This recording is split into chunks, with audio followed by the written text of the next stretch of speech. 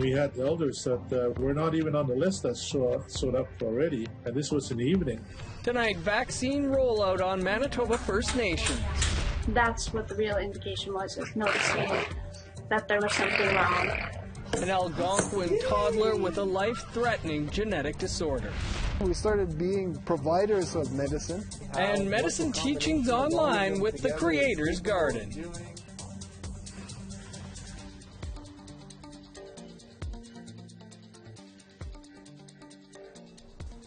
Good evening, I'm Dennis Ward. Welcome to APTN National News.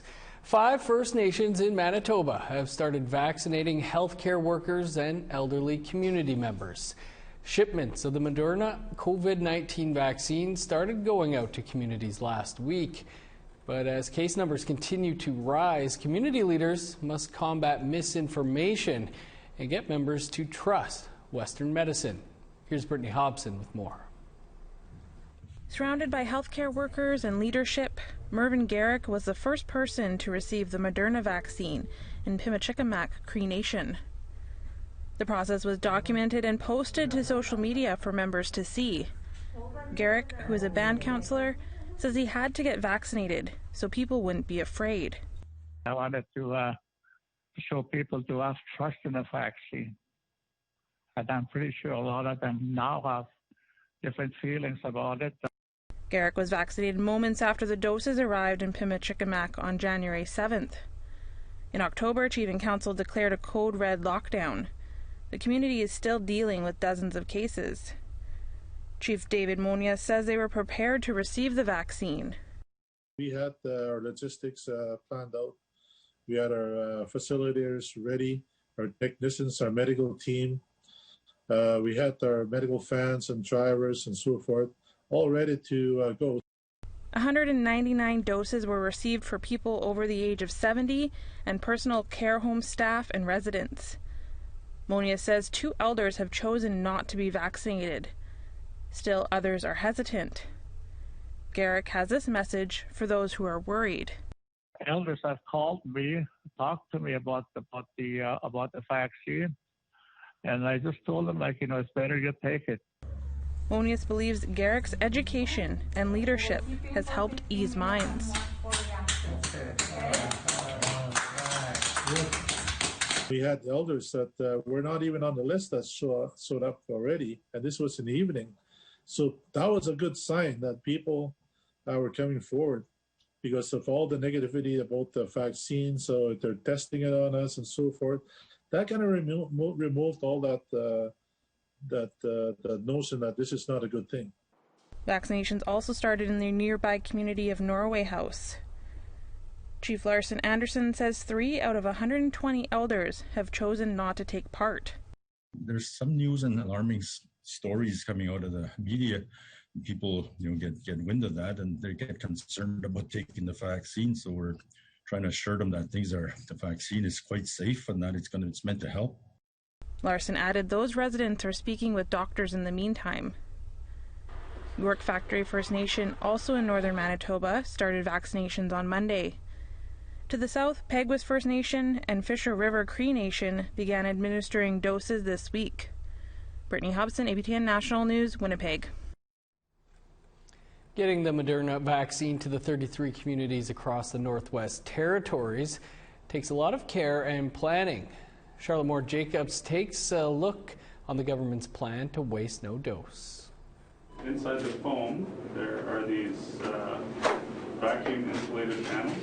There's a lot to consider when it comes to how COVID-19 vaccinations will get from point A, this dispatch facility in Yellowknife, to point B, into the arms of 75% of the Northwest Territories adults over the next few months. The NWT COVID-19 response team describes the Moderna vaccine as something more delicate than an egg. As soon as we take a vial out of the cooler, we can't move it again. So we keep everything in the cooler and, as long as possible, and then we need to take it out. So we're timing exactly, calculating our doses to make sure that we don't have too much that's left over that we can waste. This cooler is something of a treasure chest, keeping the precious doses frozen during big moves to communities. The NWT was only able to secure 5 from the national stockpile during a global shortage. Again, adds to the complexity of this problem is to ensure that we only take out as much as we need to use at that moment. And sometimes it's a matter of making sure that we have 10 people in the room ready to go, take out a vial, let it come to room temperature, and immunize those 10 people. So this is about the size that it takes for 100 doses of vaccine. The logistics team began administering the Moderna vaccine in late December. But racism in medical care for Indigenous Northerners has created many questions about the vaccine. The territorial government says they've had information sheets translated into Indigenous languages, and interpreters will be part of the vaccine rollout in communities. I am hoping that that will deal with a lot of vaccine hesitancy, but we keep saying that we will be making multiple trips to communities. So if at the end of the day someone is not comfortable getting vaccinated on the day that it's offered, there will be another opportunity at a later time. But many community members are eagerly rolling up their sleeves, like elders in Politek, who are high priority for vaccinations this week. This virus has aimed at one particular generation in the world, and those are the elders. I grew up listening to legends and stories about how to take care of your elders. I hope that they all get the needle. They need the right information, right interpreters, and encouragement. In a territory of 44,000, with half living in remote communities, getting the vaccine out will mean continued careful planning. Charlotte Mort-Jacobs, APTN National News, Yellowknife. An interesting look. In an effort to prevent the worst-case scenarios from coming true, Ontario Premier Doug Ford's government is imposing a stay-at-home order effective this Thursday. Ford stopped short of implementing a curfew like Quebec's, but the move means Ontario residents may only go out for essentials. And Ford says those who break the rules will face consequences. Enforcement and inspections will increase. Provincial and local police, bylaw officers, workplace inspectors will enforce these new measures. Under the declaration, they will have powers to disperse people and to issue tickets to bad actors. Bad actors who are caught, they will get fined. Today, the Prime Minister fielded questions about a minor cabinet shuffle, fueling speculation an election may be called this spring. But he also announced a major purchase of COVID vaccine. Trudeau said his government has purchased 20 million more doses of the Pfizer vaccine. They should arrive in April or May and make a total of 80 million doses of Moderna and Pfizer coming this year. Trudeau again noted all Canadians should be vaccinated by September, but hopes the additional purchase speeds up an end to the pandemic. We have those guaranteed 6 million doses by the end of Q1 in the first 3 months of 2020, as we've always laid out. But at the same time, we're doing everything we can to bring forward more doses, to accelerate the process, because we know the sooner we get as many Canadians as possible vaccinated, the sooner we get through this pandemic. Well, some good news in Nunavut, where they've gone 2 weeks without a new case of COVID-19. And currently have 0 active cases. Now some restrictions are being lifted in Arviat and Whale Cove, the last 2 Nunavut communities to have had an active case. But as Nunavut tries to roll out vaccines, the government is having to defend the decisions of senior government staff. Last week, the government confirmed that at least 1 senior health official traveled south over the holidays. Since March, government officials have repeatedly urged Nunavut to not travel outside the territory for non-urgent matters. Nunavut's premier told residents today just how many senior staff traveled for the holidays, and it wasn't just 1. To the best of our knowledge, 20 senior managers traveled outside of the Nunavut during the holiday period. While the GN strongly encourages all employees to take their earned leave in territory, reasons including medical travel, and family emergencies can prompt travel outside of the territory. Well, time for a quick break. Still to come, why a shelter in Winnipeg is under fire.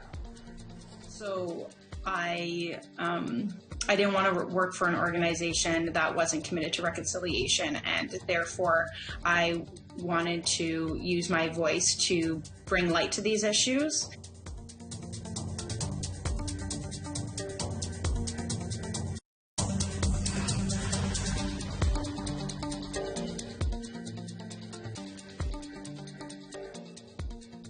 Welcome back.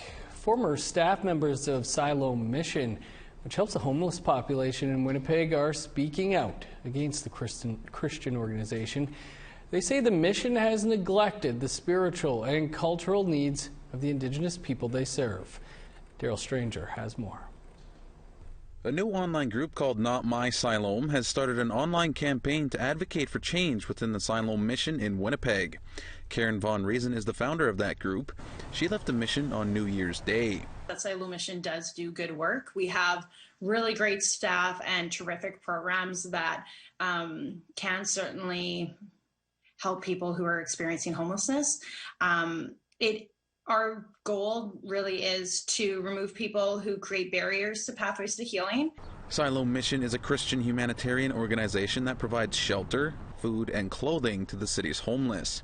But Von Reason says she left Siloam because she did not feel the organization was committed to reconciliation. I didn't feel comfortable receiving an income to serve and help people when I found that clear pathways to help and healing were being undermined and subverted. So I didn't want to work for an organization that wasn't committed to reconciliation, and therefore I wanted to use my voice to bring light to these issues. Delvina Kijik was the former part-time spiritual care coordinator at Siloam. She says with the amount of Indigenous people that access Siloam, more opportunities for Indigenous care needs to be provided. When you have institutes of any kind and, resources are withheld, or there's not places for us to be able to provide our own healing, alongside you, and to provide their own healing too, then to me, that's the time. This is the time now when we need to make that change. Siloam Mission provided APTN News with an emailed statement that can also be found on their website. Part of the statement from CEO Jim Bell reads, quote, "In acknowledging that mistakes have been made, we have accepted an invitation to begin a collaborative conversation in an effort to walk a path together toward resolution on these important matters." The organization says a cultural competency evaluation is underway and it will be made available to the public once completed. Daryl Stranger, APTN National News, Winnipeg. A young Algonquin couple from Golden Lake, Ontario recently received some life-changing news. Their 14-month-old son has a life-threatening genetic disorder. The outcome initially looked grim because the treatment cost $2.8 million, and Ontario would not pick up the cost. But as Jamie Pashagumscom explains, this story has a happy ending. This is 14-month-old Kevin Virch, affectionately known as Little Kev. Last year, he was diagnosed with type 2 spinal muscular atrophy. It affects 1 in 10,000 kids and can result in paralysis or, if left untreated, death. Oh, well, when Kevin since he was born, he was reaching all of his milestones and building his muscles and lifting his head up and clapping and waving and rolling over. And then at about 6 months, we started to realize that he was losing those. And that's what the real indication was, of noticing that there was something wrong. The treatment for the genetic disorder is called Zolgensma, but it cost $2.8 million. The family's GoFundMe page raised $100,000, but stopped taking donations since the good news. The medication will be covered under Jordan's principle. Mom Dana and Dad Brody Virch talked about that process. Brody's mom, my mother-in-law, Jess Virch, did that all. We filled out some papers through Brody's status. I know that And then they pretty well got back to us that day, later in the evening, that it's good. They'll approve Kevin and cover the... We had a lot of help through Chief and Council too. And all the band at Algonquins of Pikwakanagan. The parents feel that little Kev getting the treatment he needs is a miracle. It's really great. It's scary coming up to treatments and knowing that we still got to go through physiotherapy and stuff, and just reading the possible side effects is, I don't know, nerve-wracking too at the same time. But I'm very grateful for how everything went down. It's pretty amazing. Little Kev will receive the one-time injection of Zolgensma in February. It's not a cure, but along with physiotherapy, it's his best chance. I love you. Jamie Pashagumskum, APTN National News, Ottawa. And we wish little Kev and the family all the best with the treatment. Time for one more quick break. Coming up, a new tool to help you identify traditional medicine. I started finding the plants that she was talking about, bringing them to her, and she would confirm, yes, that's it, or no, you're wrong.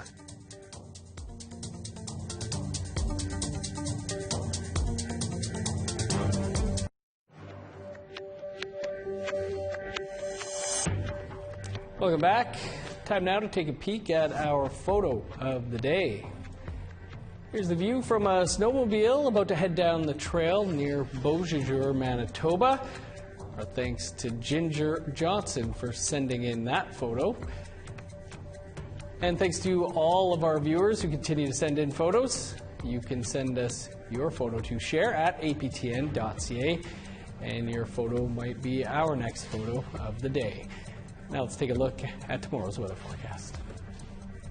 Starting on the East Coast, 0 for Halifax, +2 in St. John's, -13 in Kuujjuaq, snow, and 11 below in Nain.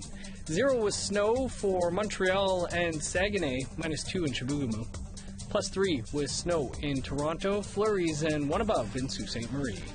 2 above for Thunder Bay, -2 with snow in Sioux Lookout, -1 and flurries in God's Lake, 0 for Norway House and the Paw, +1 in Winnipeg and Gimli, 6 above in Brandon, +5 with showers in Regina, 2 above with snow in Saskatoon, -1 with snow in Buffalo Narrows and La Ronge. Over in northern Alberta, 1 with flurries for Fort McMurray, 0 with snow in High Level. +3 with snow for Red Deer and Edmonton, 8 above in Medicine Hat. +9 with showers in Victoria and Vancouver. 0 and sunny in Prince George, -4 for Dease Lake. -15 with snow in Old Crow, 5 below in Whitehorse. -14 with snow for Yellowknife and Wrigley. -23 and flurries in Sax Harbor, 21 below with snow in Paulatuck. -9 for Chesterfield and Arviette with flurries, 11 below in Baker Lake. -19 for Resolute and Arctic Bay.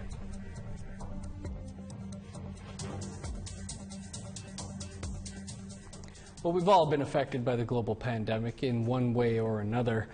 For many, it's meant picking up a new way to learn or to work and to teach. Here's Annette Francis with the story of what it's meant to a traditional herbalist to change his ways. This one's here, still too big. Joe Pitawanakwat's doing what he loves, sharing his knowledge of plant-based medicine. It's something he learned from his grandmother in Quimcom, Ontario. I realized that there's something special, that she has a special knowledge, and what I did is I started finding the plants that she was talking about, bringing them to her, and she would confirm, yes, that's it, or no, you're wrong. And me and my wife, we had this like 5-year-long scavenger hunt, finding all of the different plants with my grandma's little descriptions of the way they look.